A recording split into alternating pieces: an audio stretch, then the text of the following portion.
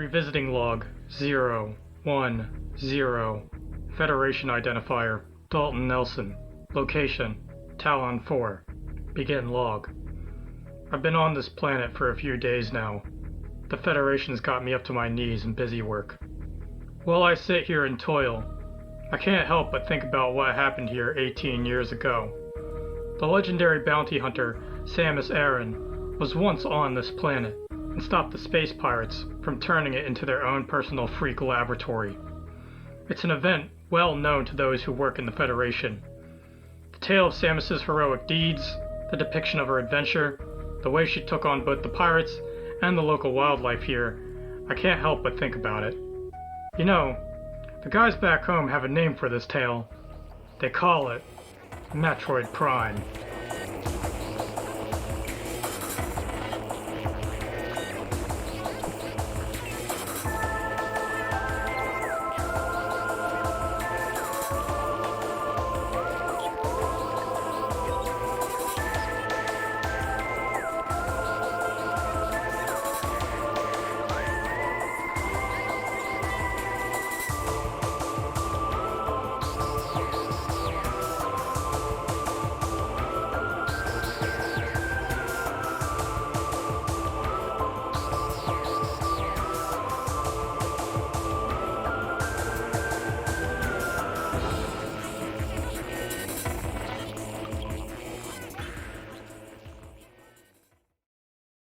Metroid Prime, not just as a single game, but as a series, is pretty unique.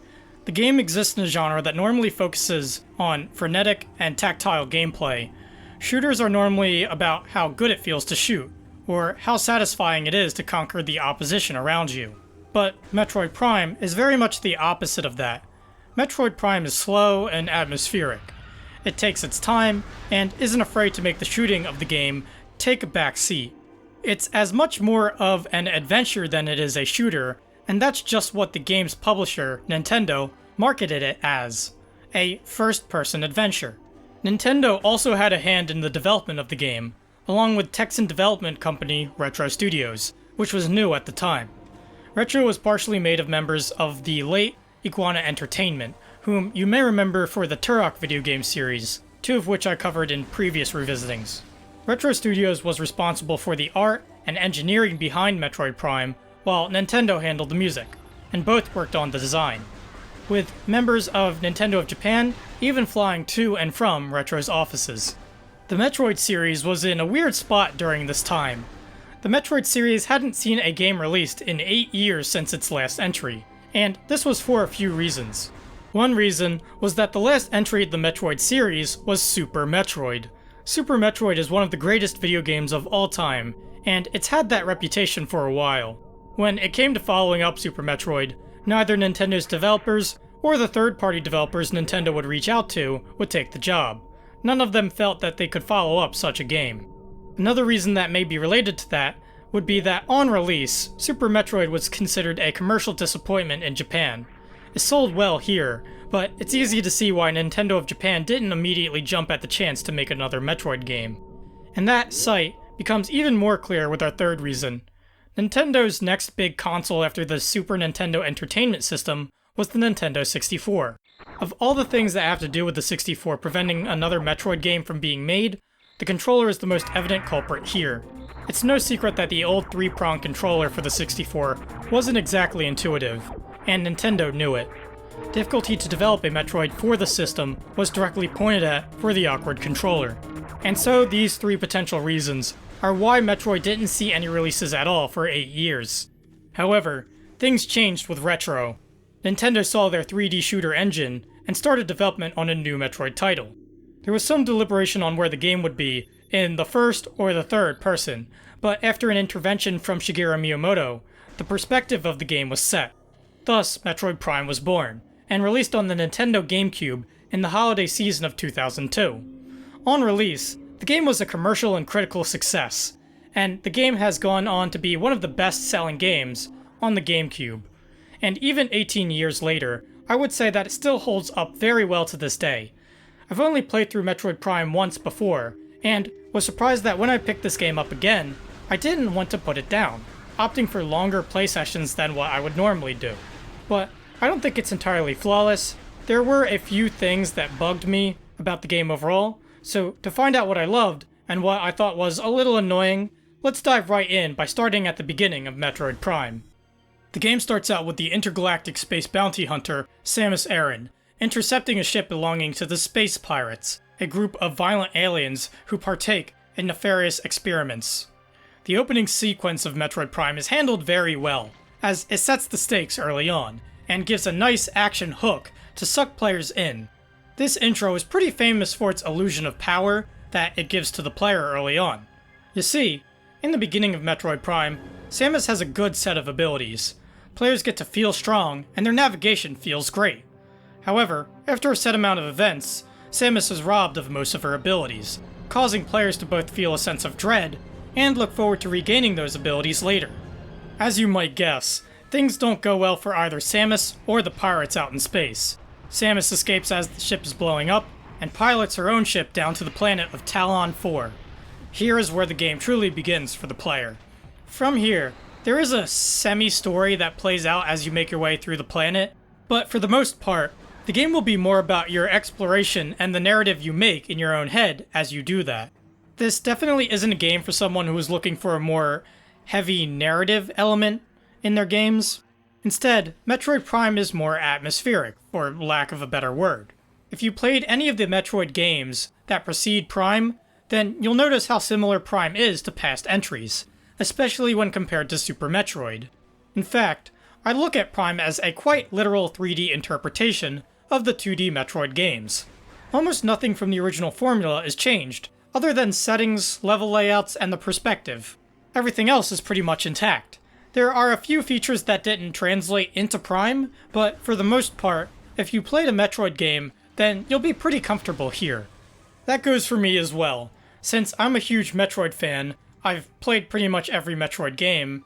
A lot of what I ran into would be things that I already knew what to do with, so I don't think I can approach this game from the perspective of someone who's never experienced Metroid. So if you're looking for someone who might describe this game from the viewpoint of a new player, I am not that person.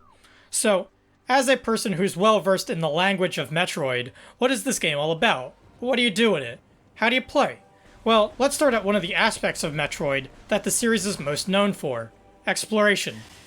The environments in Metroid Prime are like an interconnected jungle gym of hallways, rooms, alternate paths, and secret areas. Super Bunny Hop said it best when he noted that Metroid games are laid out like a bowl of spaghetti in a video about Dark Souls level design. Metroid Prime is a series of hallways, noodles, that are connected by big sprawling environments, meatballs. You dive in and out of the two, killing any enemies that get in your way, while trying to find things that will make your adventure a whole lot easier. There are lots of areas to miss.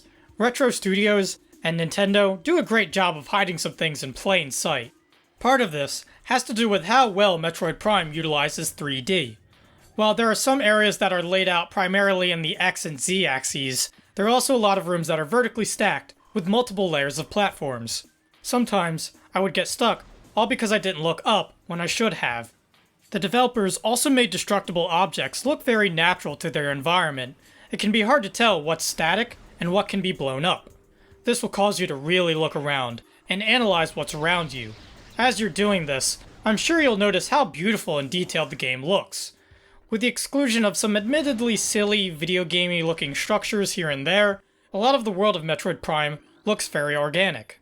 You can tell that staff from Turok 2 worked on the environments here, especially with the tentacles that come out of the walls, as well as some of the styling that went into the textures.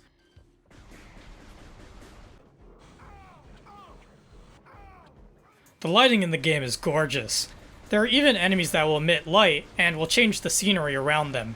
There's also a lot of visual design that speaks directly to the gameplay. One of the best ways the game does this is through its doors, which glow when you don't hit them and stop glowing when you do hit them. Additionally, it's good that they have color association, or objects attached to them that tell you subconsciously exactly what you need to do with them. This acute sense of visual literacy also makes its way to the enemy designs found within Metroid Prime. Enemies will flash a color when hit, and will have clear animations telegraphing attacks. It's also easy to tell just where you are with a passing glance. Within the planet of Talon 4, there are 5 main areas, each with an associated color and aesthetic to go along with it. The Talon overworld, which is where you start the game, and functionally acts as your hub, is luscious and rainy, and very welcoming. There's also the Kaza ruins, which are very sandy and desolate looking. You really get the sense that there's a lot of history here. The next stop after that will be the Magmoor Caverns, which look unbearably hot, and that's because of its river beds of lava and fire spewing from its walls and ceilings. Contrasting that would be the Phendrana Drifts, which are icy cold, yet beautiful with the wildlife that flies around and sleeps in its snow. Finally, there's the industrial, purple Phazon Mines, which gives off a cold atmosphere and is full of space pirates. I believe they use this place as their base of operations. These environments are scored with a great soundtrack. The audio is low-key, fitting right in with previous entries in the franchise, and with the tone Prime goes for. It's very synthetic, with moments of more organic instrumentation popping in every so often. There are a few tracks I dislike, mainly the Space Pirates fight theme, which has this screeching guitar I can't stand.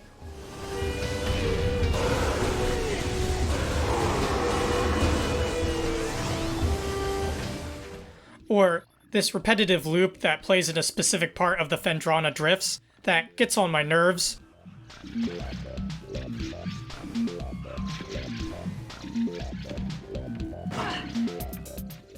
Other than that though, the soundtrack here is mostly great. There are even a few tracks that are remixes or rearrangements of themes from the previous games.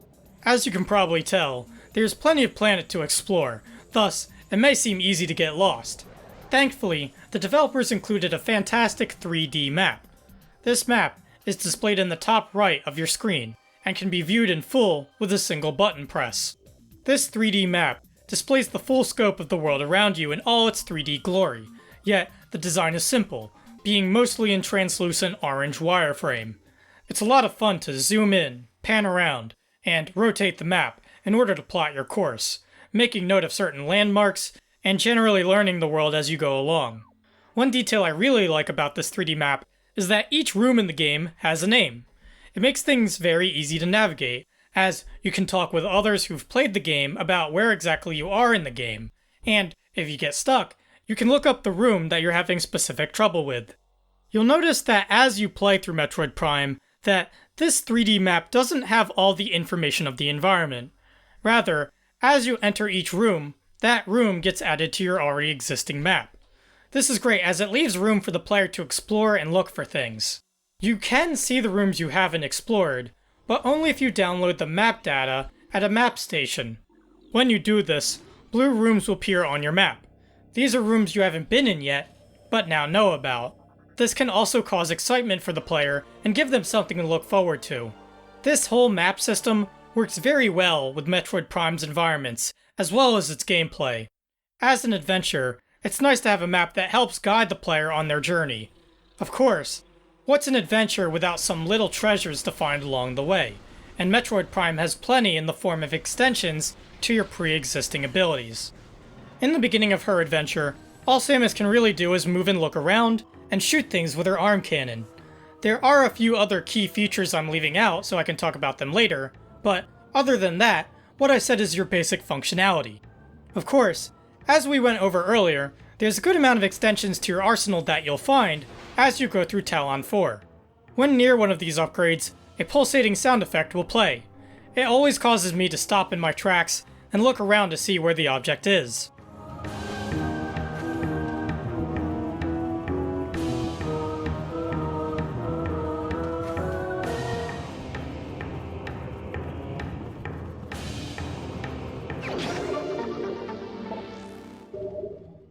Some of these extensions even made an appearance in the very opening of the game. Your movement can get an extra boost with an additional jump, called a space jump. This is effectively a double jump you can execute in order to get around environments better and reach higher places. Your arm cannon can be upgraded to charge up shots, letting you deal extra damage and suck things up like health orbs and missile ammo that enemies might drop on death. Your shooting repertoire can also have a missile launcher added to it, which can be fired at enemies for more damage, or at certain walls to bust them open. When you first get this launcher, you can only fire up to 5 missiles. However, missile extensions are the most common item to find in the game, so that value of 5 will eventually reach over 100. The second most common upgrade you'll find will be towards your health in the form of energy tanks. At the start of the game, you'll start with a maximum of 99 health points, but getting an energy tank will add an additional 100 points to that maximum. You can see this in real time at the top of the screen, where each energy tank is displayed as a square above your health bar. The suit Samus is wearing can also be tweaked to adapt to the environment around it. My favorite of these suit upgrades would be the gravity suit, which lets you move underwater with ease. The grapple beam also helps you navigate Talon 4's environments, as you use momentum to swing across pits. It is a bit weird that you can turn with some grapple points, but others you can't. You also can't hang on too long, or the beam will let go automatically. It'll do the same if you're damaged while swinging, so watch out for enemies around you. But by far the coolest, most useful, and probably most used extensions in Metroid Prime would be the Morph Ball, shooting beams, and visors. Let's break down each. The Morph Ball is an object Samus curls into. It's small and spherical. It also glows, which allows you to see in dark places. It's also fast and very responsive. You'll also see that the perspective changes when transitioning from walking mode to Morph Ball mode. Instead of being in first person, instead the Morph Ball is controlled in the third person. This is a great perspective change, as you can see more of what's around you. The third person camera while in the Morph Ball is great. You can tell that it was fine-tuned, as the camera will follow the ball's movements very faithfully and will lock itself in certain angles only when you are in specific areas of the game. A great detail I love about this game is when you go from Morph Ball mode back into the regular walking mode, the camera will push into the back of Samus's helmet like you are now becoming Samus again. It's such a great detail, I love it so much. I also love the extensions that come with the Morph Ball, like the Boost Ball, where you can charge up and release for an added boost, or the Super Bomb, which destroys everything in its path. I also like the Spider Ball, where you magnetically attach to these rails, which you can then climb to get to new places. Next, let's talk about the different types of shooting beams you can get in the game. While the shooting may not be the focus of Metroid Prime, it's still an integral part of the gameplay. In the beginning of your adventure, you'll start out with the power beam. This yellow beam is very standard. It doesn't have too many special qualities about it. It has a decent rate of fire, although annoyingly all firing in this game is done with repeated button presses. Holding down the button will charge your shot. While aiming, you'll have a reticle that will help you see where your shots are going to go. In Metroid Prime, this reticle scales up or down depending on how close an object is to where you're aiming. The reticle will also change colors, whether or not you're aiming at an enemy. Green if not, and red if so. There is also a great lock-on feature. You can tell you can lock onto something when a subtle circle graphic appears around the thing you're aiming at. Holding the lock-on button when you see this will cause you to focus onto that object. When you do this, your sight will not break off from the object.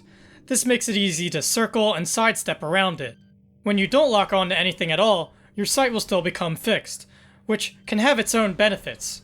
Firing missiles while locked onto something will cause your missiles to now use homing functionality. That's a big help when fighting faster enemies. In addition to the power beam, there is also the wave beam. This purple beam shoots electronically charged pulses, which can both damage enemies and power things. The wave beam has a slower fire rate than the power beam, but its charge shot acts like a stunning taser when it hits enemies. After this, you'll get the ice beam. This icy blue beam has the slowest fire rate in the game, but it can freeze enemies in their place. Finally, there is the plasma beam. This fiery red weapon shoots hot lava. It can melt ice and damage ice-based enemy types real good. The plasma beam is the strongest beam in the game. It can pulverize enemies, and can even kill ones previously only damageable by missiles. Each beam also comes with its own beam missile combo weapon. Each of these combo weapons spend a large amount of missiles, so be aware of what you have. Speaking of which, sight is just as important when it comes to Metroid Prime, so getting to learn the game's multiple visors is key. When looked at, The heads-up display of the game looks busy and claustrophobic, which is exactly the feeling the developers want you to get. You are playing from the perspective of Samus Aran, so it's only natural that the game would look like you are inside a suit. And while it may be busy at first, the sleek and futuristic aesthetics of these HUD elements blend very well together, and soon you won't even notice them, as if they were your peripheral vision. But the idea of you looking through a screen is very upfront. It's actually impressive how much forethought was put into how the environment affects your sight.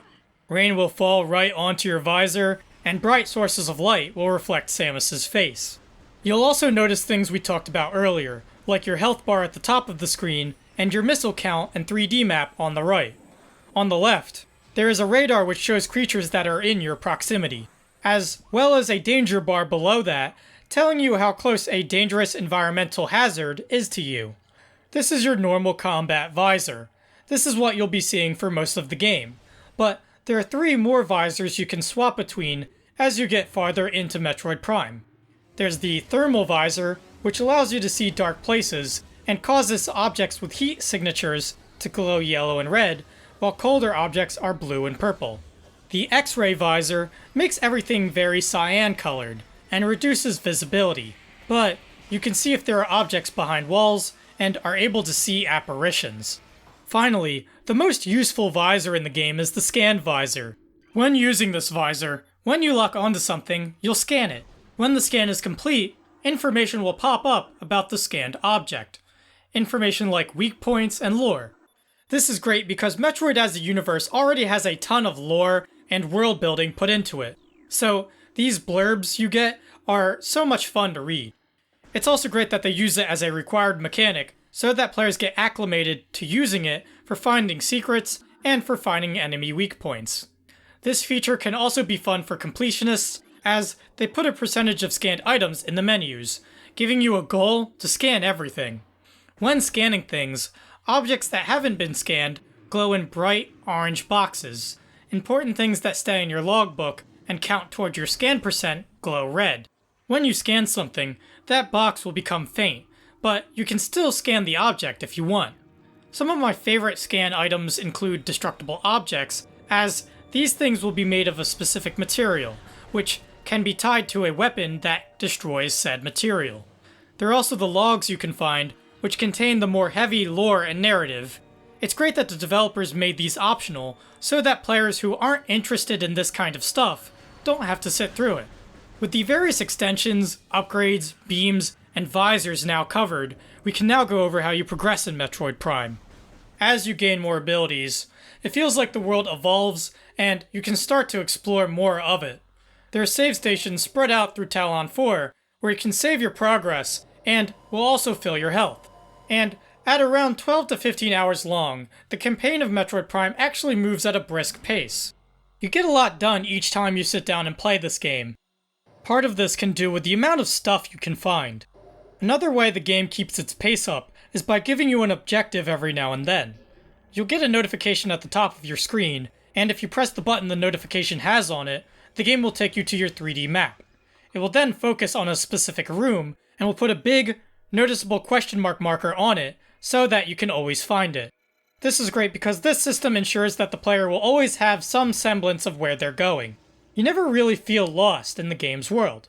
I will admit that some rooms in the game can make it confusing in what exactly you have to do within them, but generally, if the game points you in a direction, it means you can go there with what you have at the moment. Another important feature to the Metroid games, and to the Metroidvanian genre as a whole, is backtracking. Backtracking is when you go back to an area you've been previously, especially when you take the same route to go back that you took to get to where you are in the first place. In Metroid Prime, I see backtracking as both a good thing and a bad thing for this game. It can be very gratifying to get all these upgrades, then go back to the places you've been, and collect the stuff that you missed. You feel like a smart problem solver. At the same time, it's a bit annoying to keep having to fight the same enemies over and over again when you're backtracking. You can ignore some of these, but others get in your way, especially the shriek bats that stop you in your tracks, and the drones that keep doors locked. And while we're talking about enemies, Metroid Prime has a whole gallery of different types of creatures, all with these great diverse visual designs that will get in your way. All of them require a different type of strategy to take care of them, like the beetles you find early on in the game, where you have to circle around them to get to their backs. I like most of the enemies here, but there are a few that are annoying to fight, like the fusion Metroids, which break into two and require you to switch to a specific beam to kill. Plus, you have to discern between colors to fight them, and Metroid Prime doesn't have any colorblind friendly options. There's also the cloaked drone in the Phazon mines, who is invisible. This enemy doesn't exhibit the same flashing as other enemies do when hit, so it can be obtuse as to whether or not you are damaging it. In addition to all the smaller enemies you'll run into, there are also the bosses of Metroid Prime. The boss fights in Metroid Prime are pretty creative. A lot of them require you to think and react all at the same time. They require you to use the new abilities you've gathered to get up to this point. My favorite boss in the game is Thardus. You shoot his weak spot with the thermal visor, then hit him with a super missile. It's a really fun cycle that has some risk to it because of how you can run out of missiles. On the other side of that, the returning favorite space dragon Ridley might have the weakest boss fight here.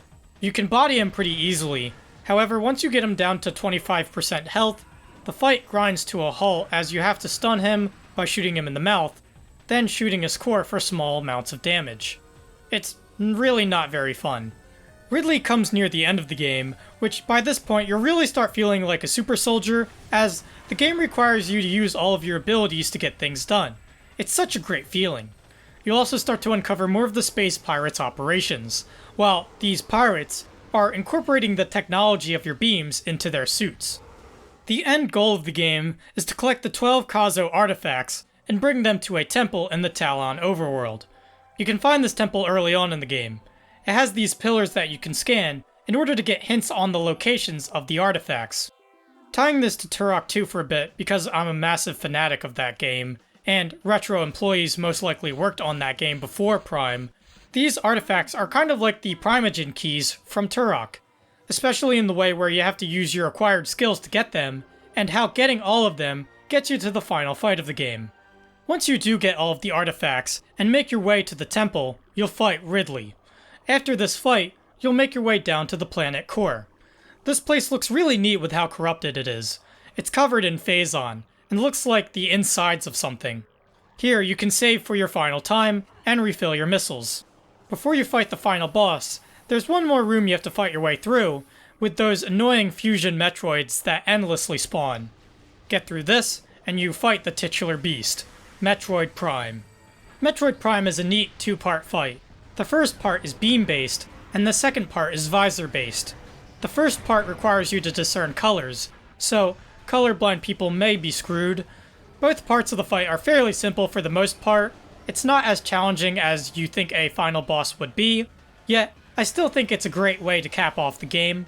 After defeating Metroid Prime, the beast steals your Phazon suit and implodes. You leave the planet core, but everything is blowing up. Samus calls her ship and flies off of Talon 4, showing her face in the process. Before I state my final thoughts on Metroid Prime, I should talk about the control scheme I used to play the game. Along with being released on the GameCube back in 2002, Metroid Primes 1 and 2 were reworked with Metroid Prime 3's engine, and re-released in 2009 as the Metroid Prime trilogy. The thing about this though is that Metroid Prime 3 was developed exclusively for the Wii, meaning that Metroid Primes 1 and 2 used the Wii's motion controls. Yeah, I imagine it's pretty different from the GameCube controller. I like the Wii controls for Metroid Prime overall, but there were a few downsides I noticed to this. One is that the turn speed is a little slow. To turn your head in Metroid Prime with the Wiimote, you have to point your controller at the edges of the screen. Your reticle and where you shoot is also tied to this input. A good example of this downside would be the War Wasp fight that you go through early on in the game. You can see from the footage that I'm struggling to keep up with the Wasp's fast movement. Another downside would be that any kind of fast-paced action will make my hands hurt after a while. They would start to cramp up and my performance would worsen. There's also the downside of the area your remote needs to be pointing in. My setup isn't very optimal, so my sensor bar is in a weird place. and every once in a while, the sensor bar would lose the controller. Finally, the Wii's pointing controls aren't very well suited for games with longer play sessions like what you'll find in Metroid Prime. After a while, your arm will get tired because of how you have to hold it up in order to point at the screen. But, and that is a big but, getting Metroid Prime alone on the GameCube is going to cost you a pretty penny. Meanwhile, you can buy the Trilogy Pack on the Wii U for $20, which is a steal because all three of these games are great. Which brings us to the end. Overall, I loved my time playing Metroid Prime. There were often times when I didn't want to stop playing it. Although the Wii controls hurt my hands after a while, and fighting enemies while backtracking could be a pain, this was still great, and I still love this game and its exploration, progression, and creativity, and would highly recommend it. I would give it a final score of a middling 9 out of 10. Pick this game up if you can. It's a classic for a reason, and you shouldn't miss out on one of the most epic space adventures put to video games. I've been Daulton Nelson, and I hope to see you in the next episode of Revisiting.